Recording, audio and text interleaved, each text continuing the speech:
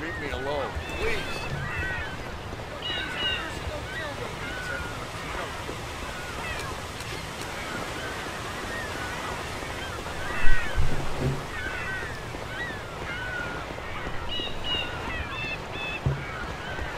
Și parcă mai era unul sus. Da, cred că-l văd.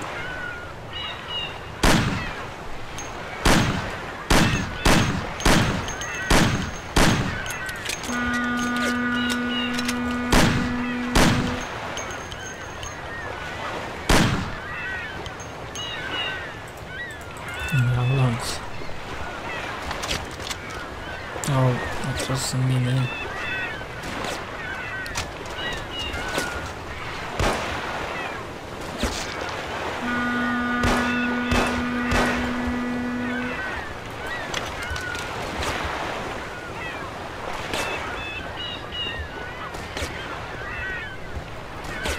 Nu prea mai am lanță ca să trag în mine. Nu știu, așa de nu e imposibil să o iubesc.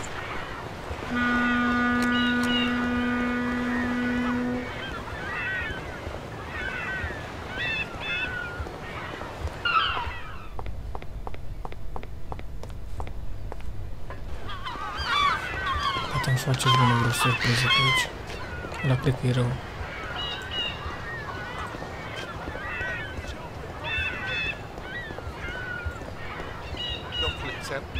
Please let me live.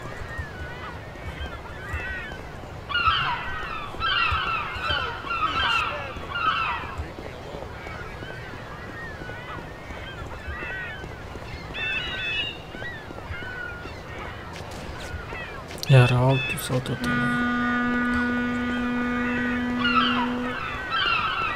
Ia, încă altul. Mașina lui e aici. O trage de acolo. Cred că ocolesc clădirea asta. Că n-am niciun pistol ca să trag în el.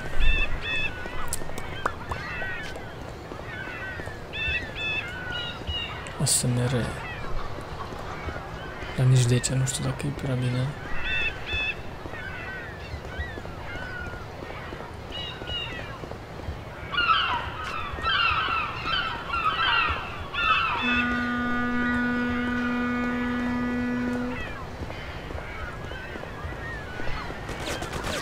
E unul cu un Tommy Gun și cum îl omor pe ăla. Zdoi.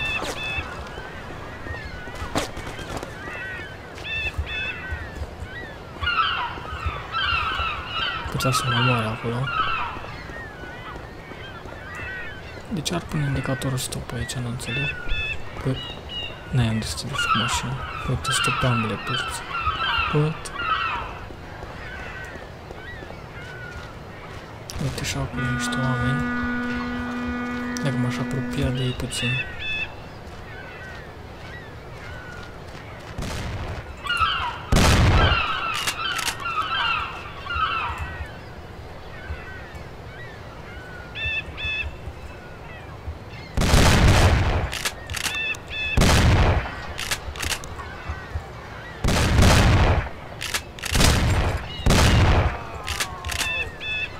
Mai e unul.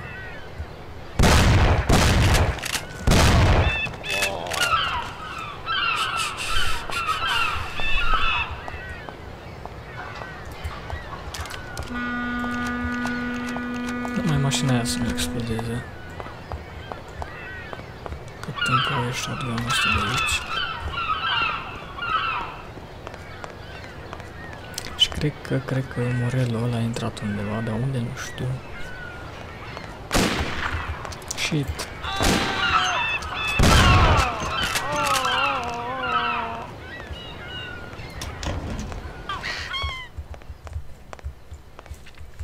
E bună arma lui. Numai că nu-mi trebuie în clădire. Uite viață. A scăpat. Ok, acum ar trebui să iau luneta. Dar n-aș vrea să fac schimb cu shotgun-ul. Să văd câte glonțe are. 30, oh. Și atunci pot să le iau și pe ăla de sus.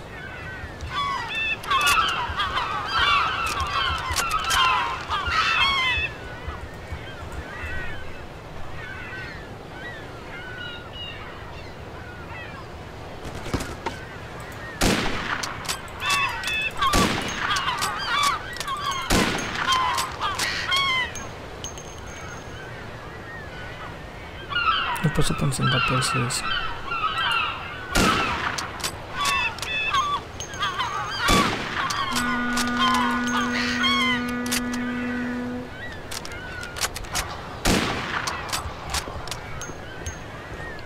Uite, mai e unul acolo. Morella. Nu știu, dacă intru în clădire, nu e cea mai bună armă asta aici.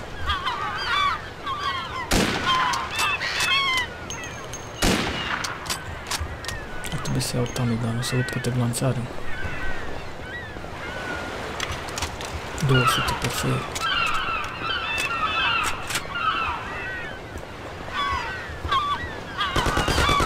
Asta vreau în parcă, ține aminte și pe asta. Și cred că aici a intrat Sergio Morello.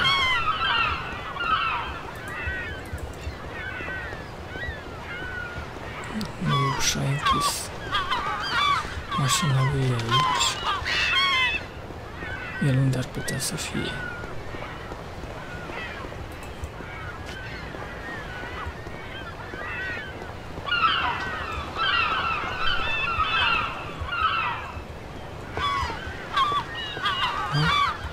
Unde ar putea să se ascunde?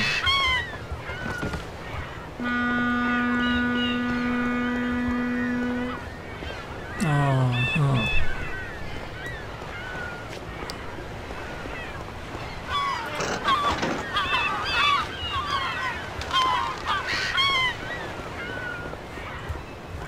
Nu a schimbat mai nimic. Stai așa. Stai așa.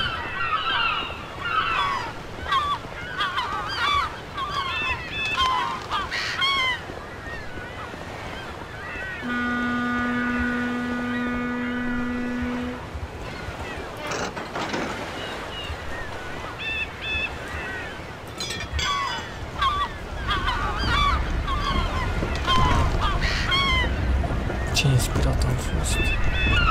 Mai am una de rezervă dacă nu cumva acolo să intre. Că asta am mișcat-o și nu știu dacă e bine. E bine, așa pare, nu? Nu, nu e bine.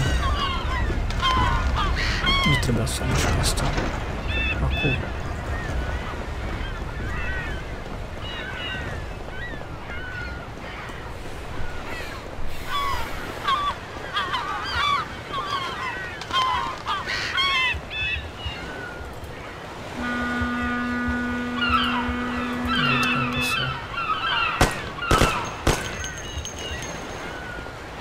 Asta nu vrea să miște.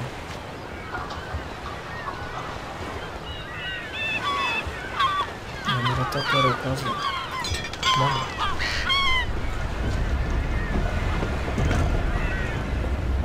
Și tot așa ar trebui să iei în stângă, lagună, până să intre peste acolo.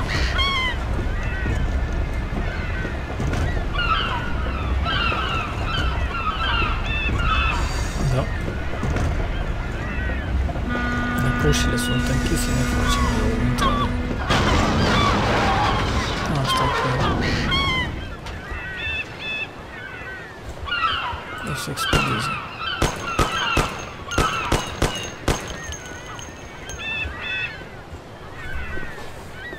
Ha! That didn't work. Huh?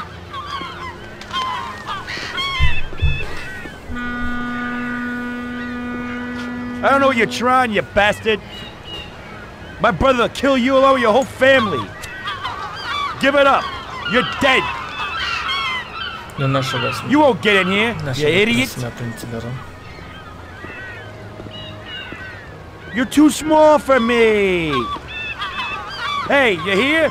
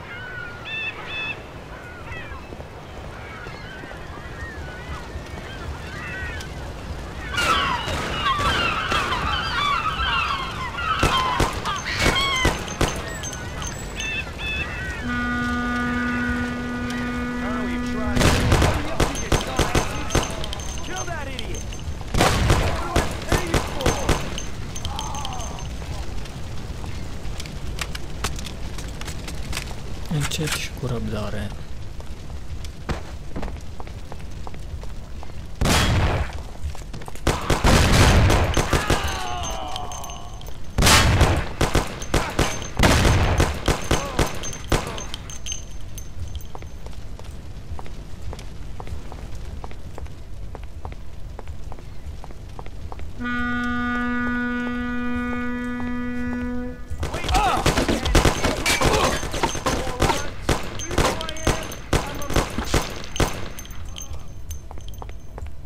De ce l-aș vizita pe Luca Bertone, nu pot să-mi dau seama. You lucky bastard.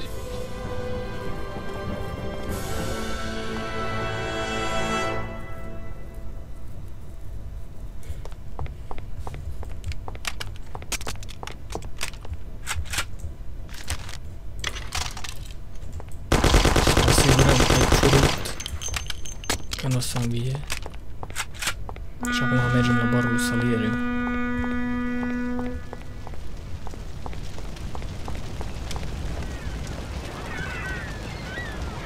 Și luăm mașina. I've never seen this lock before. Dar nu pot. I doubt I know how to get into this one. Așa că spargem. I've never seen this Nu lock before. funcționează. Nu gândeam că o să funcționeze.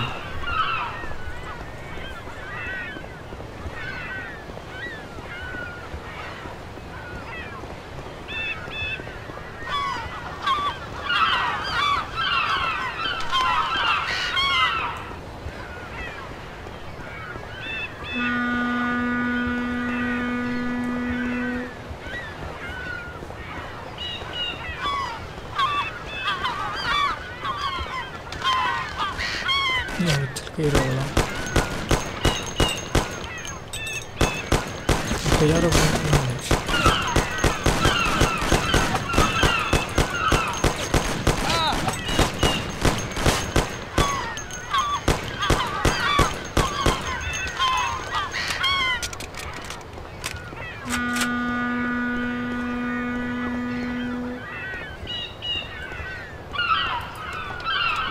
Schubert Extra 6 for door.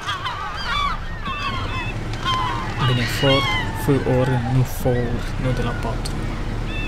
4 și for door.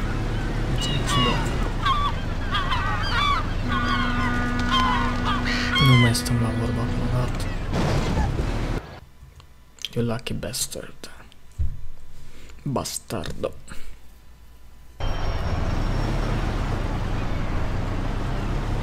Limitatorul. Uite că nu e departe, barul să lege. În sfârșit o misiune care nu trebuie să trec tot mapamondul.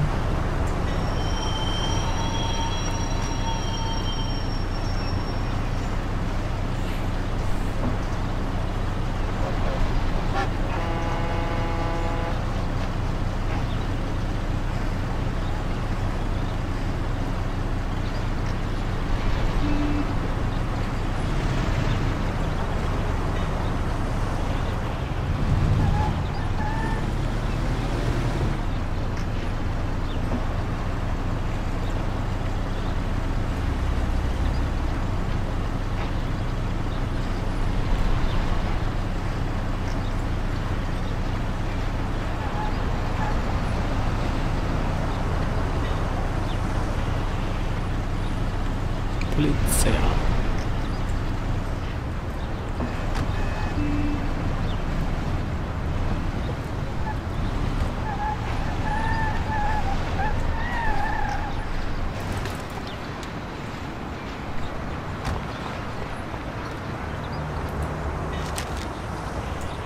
Ia să vedem. Creme de la creme. It was a tough job, but we finally have Morello where we want him. Now one last step remains. Eliminate him. In his sections of the city, there's theft, robbery, blackmail, illegal lotteries, gaming rooms, and whorehouses appearing all the time. But what's the biggest problem? Drugs? Horseshit. The problem is that we don't get a cent out of it. That'll change as soon as we get rid of Morello. His organizational collapse and all those small-time cheats, thieves, and criminals will kill each other without anybody over there to maintain order. Today we could finally remove that bastard once and for all. Paulie has come up with a plan. That's right.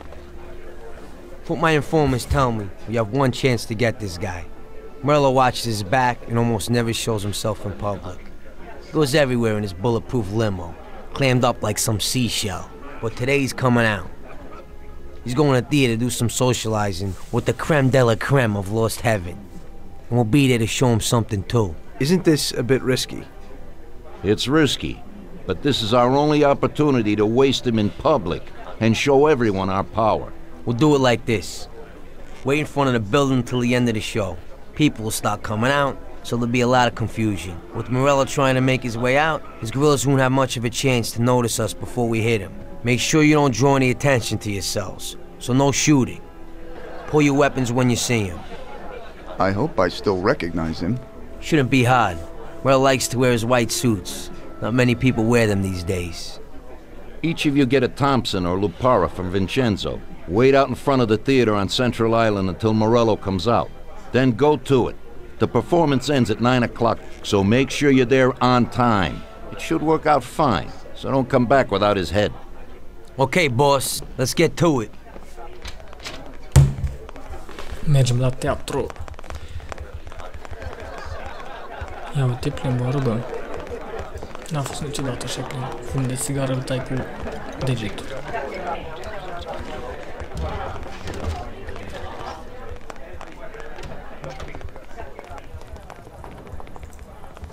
Mergem la Vicenzo.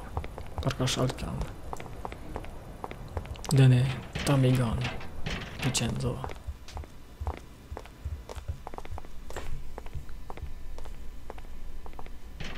Vincenzo, today we need some real heavy artillery.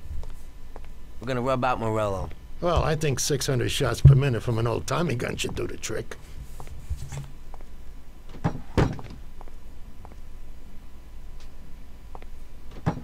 At the same time, we could stick to the ancient ways and use a more traditional Sicilian weapon for a job of this size. Ok. De ce primesc eu mereu shotgun-ul? Și ăștia primesc Tamigan-ul. E țigănie curată. Stați acolo. Țigănie.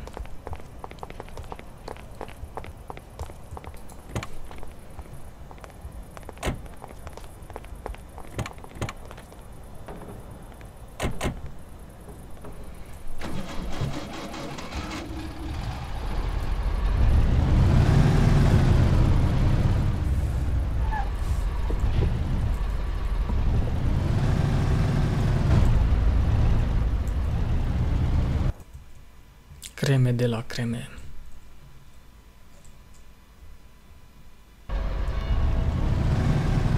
Hai că nu departe teatru.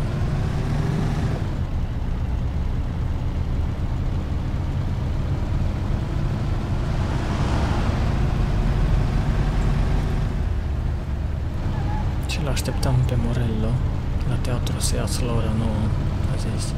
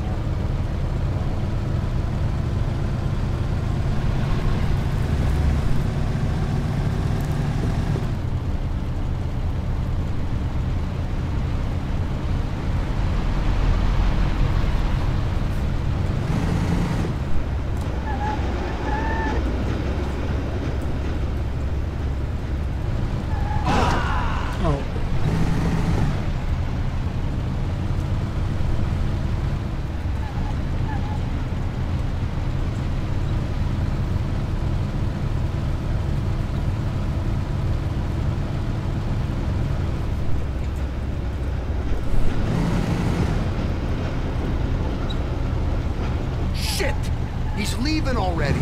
That damn show must have finished earlier. That silver limousine, catch him!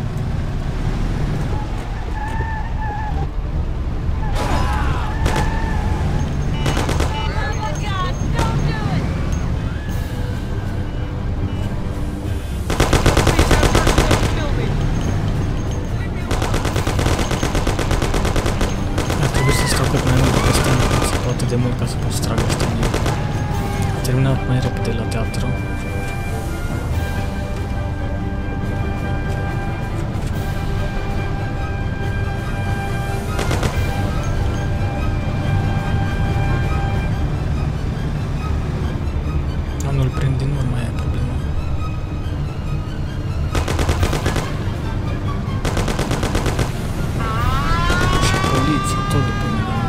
vede că merge cu viteză în fața mea. Pentru că viteză pe mașină. Uite, cu 120 mașini. Uite că a făcut accident săracul. Ciuriți-l! Acum! Dar nu am făcut pistoale încărcate, frate. Aoleu!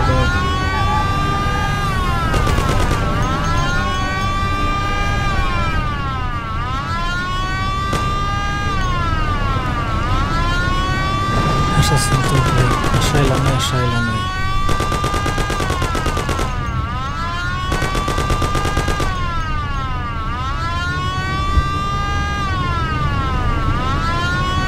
Împingi și pe ăsta din spate, că merg pe aici.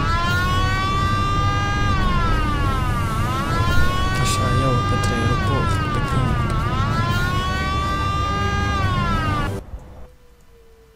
Creme de la creme.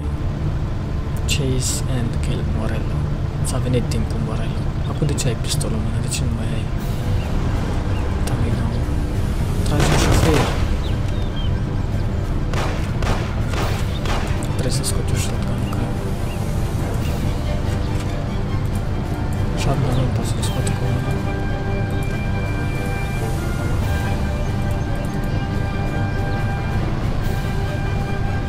Dar nu-l prind de nou, rău, frate. Gata, ăla a fost. 6 glanțe deja s-au dus. Uite că 135 mă duc și nu pot să-l prind de urmă. Să nu e la stânga o ia. Răstoarnă-te. Uite, el de ce poate să conduc așa perfect, vezi? Sau derapezi. Da.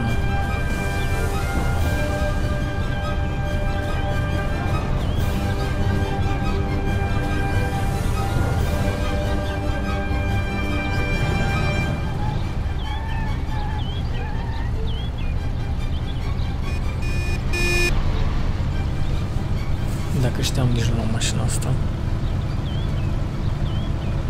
Luam ceva mai rapid.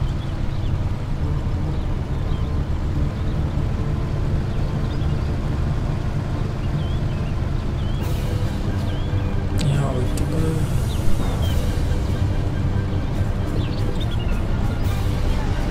Nu știu cum pun mașina pe manual, că schimb eu treptele, că merge prea greu. Stai să mă uit. Cycle down.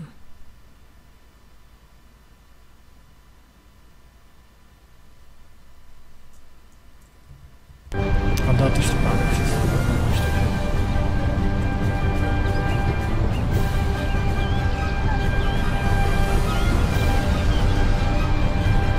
O caută pe Morello.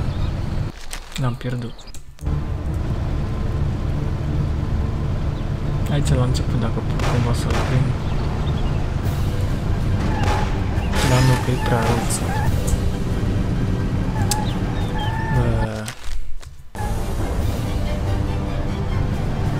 Cred că ar trebui să schimb mașina, cred. Nu știu dacă mai pot să-l prind de la mână. Uite, de data asta o stângă. De ce? Poate și-au dat seama creatorii jocului că, bă, dacă nu-l prezintă în urmă data viitoare, că de eritri intră pe la aeroport.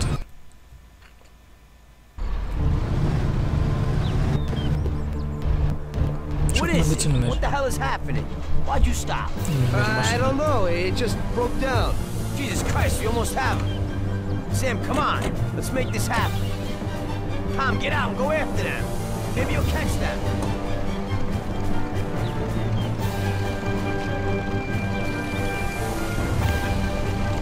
Și de ce nu vin după mine? De ce trebuie să mă duc eu mereu singur să rezolv toate problemele?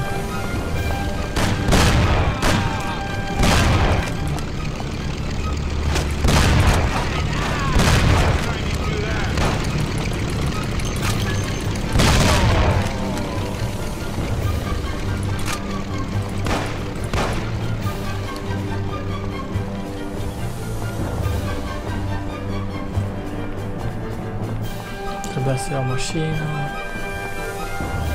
Fuge cu avionul.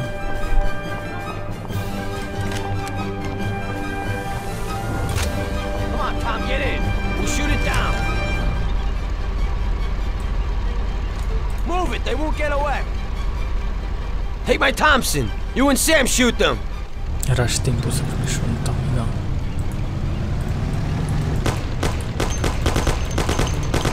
Dai, dai. Trag la motor. Come on, you heap of junk! Hold on! Nu o să ajungi tu prea departe cu două motoare în flăcări. Te-am ciuit.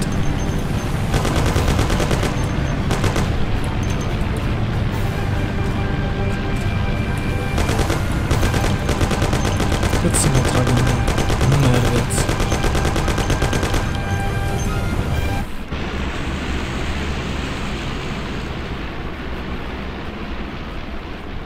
Sam, shoot! Bastards!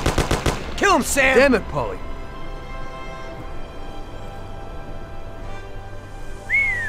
Wow. Yes! Yes! How did you fix the car? Better ask Sam. Why ain't you a mechanic, Sam? That works too dirty for me.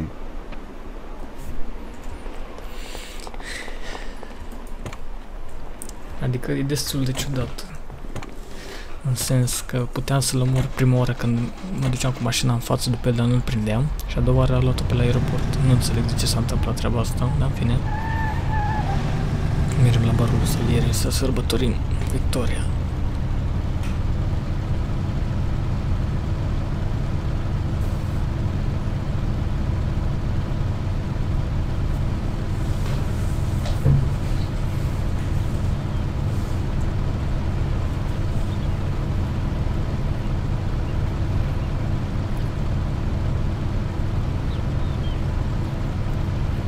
Să văd dacă găsesc ieșirea.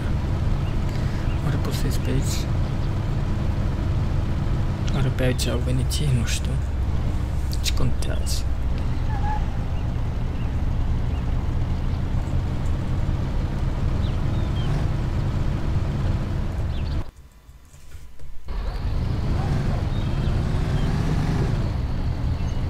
De ce l-aș vizita pe Luca Bertone?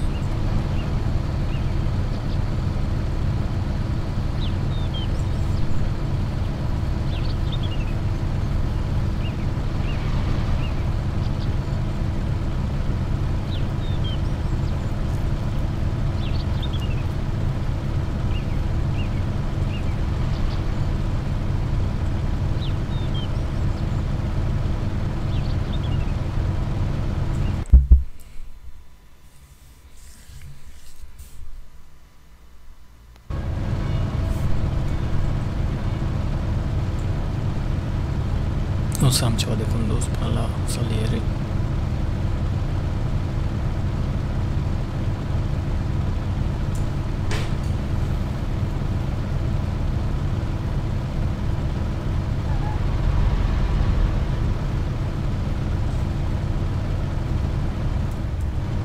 Ia uite. Semnalizăm după ce mi-a sărit în față. Să trebuiască să mă și tu, dar cu virusul ăsta cine știe, când descrii și ăștia frizerile să vezi.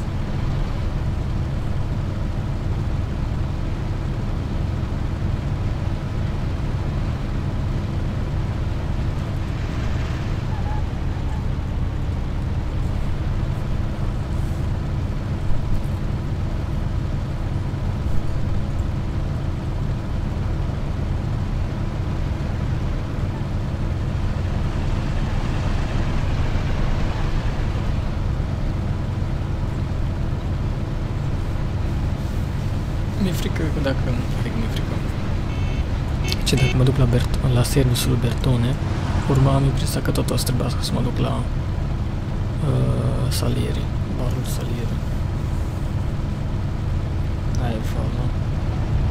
Și așa că mă duc direct la barul salieri.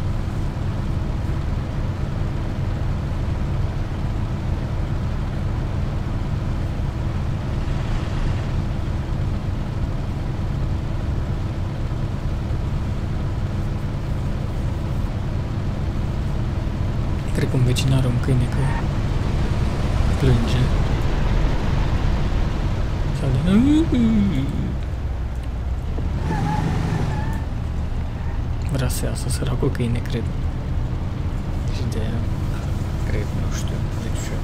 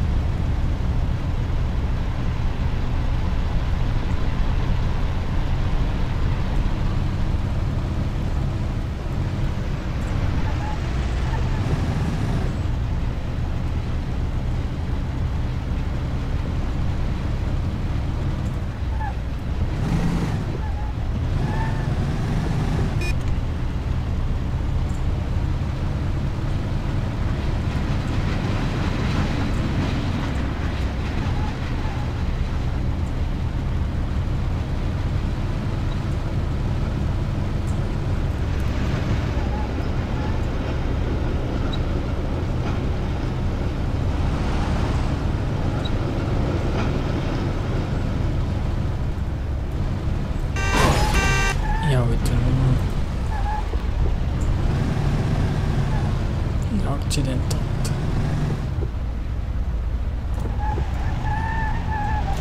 Un garaj plin de mașini.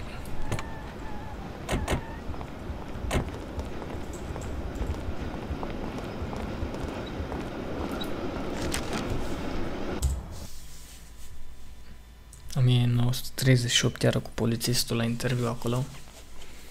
So, you killed Morello. That must have felt good, huh?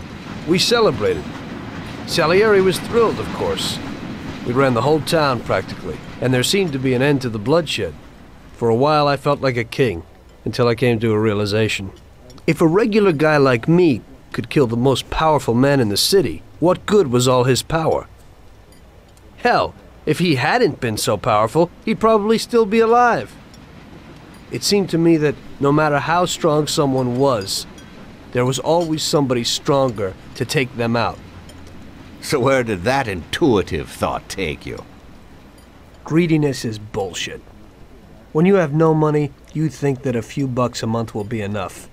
Then you realize that it wouldn't be bad to have a nice car. You get a great job in some high-up position, but in actuality, you're thinking about going higher.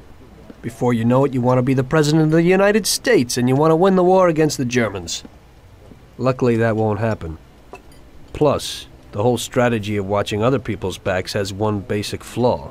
The whole time you have to watch your own back, in case someone else has the same idea. So I thought to myself that maybe I ought to change my priorities a little. Great Bible story. Laugh it up. You know where it got me in the end. This. Who is it? It's from 1920. The old man is Don Pepone. The two younger ones are Salieri and Morello. This photo convinced me that this kind of life is poisonous. Morello and Salieri were friends, and they were both commanders of Pepone's regime. But in the 1920s, they got Don Pepone killed because of some deal. Strangely enough, Salieri still admires the guy now. Afterward, they divided up the city, and each ruled their own part of it. But they started to compete with each other. I ended up being Salieri's instrument of death to kill his best friend, to save him from looking Morello in the eye. It occurred to me that my friends and the people I loved were the same. Someday I'd turn to Paulie and be looking straight down the barrel of a gun. I couldn't be sure of anybody, above or below me. But you were risking your life every day. Being a sharpshooter for the Mafia ain't no bed of roses the way you tell it. It's different when you're living it. When you're full of energy and you're fighting for your life with someone who's like your brother. You're just two soldiers who know what needs to be done. And it all depends on your ability to survive. It's a war. The constant feeling that you can't even trust your best friend is terrible. You are alone, and death can come from anywhere. I'd lie awake at night wondering if the joke my best friend told me was really just a joke, or if I should get prepared for my own execution. A person needs someone he can trust. Ok.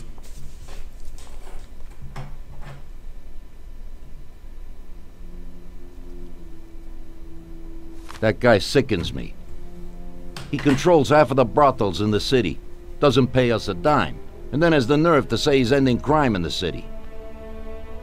Of course, I wouldn't give a damn about what he says, but him and his whores are trying to expand even into our territory. I have a feeling it's time to finish his political career. With the election such a long way off, we'll have to remove him physically. I don't know, boss. Haven't we seen enough violence for a while? I just have a strange feeling about this. Tommy, we're on the verge of running this town. He's the only thing that's standing in our way. You want him knocked off in public like Morello? In public, yeah. But not like Morello. Remember that knocking off a politician is messier than offing a gangster. We don't want anyone to implicate us. The speculation and fear will be enough for our purposes. So, how are we gonna do it? Mr. Sewer has a rally today in a park on a little isle off Central Island. There's only one escape route over a small bridge, and normally it would be a problem, but Vincenzo has an idea. He took a regular army rifle and put a telescopic sight on it. So, you should be able to hit him from a much greater distance. You won't even have to be on the island. Where then? You can get a beautiful view of him from Central Island, from the tower of the old abandoned prison on the north tip of the island. You'll have the whole park right in front of you. And with that rifle, it won't be difficult to take out your target without attracting too much attention. Yeah, that doesn't sound like a bad plan. Good. Talk to Vincenzo and get the rifle. Okay, boss. And remember, Tommy, you have to do it from a distance, and nobody must see you. You'll probably only get one shot at this. If you don't hit him immediately, they'll cover him and the job will be ruined. I got it, boss. Deci, până la urmă, era să asasinăm pe cineva. Let's go.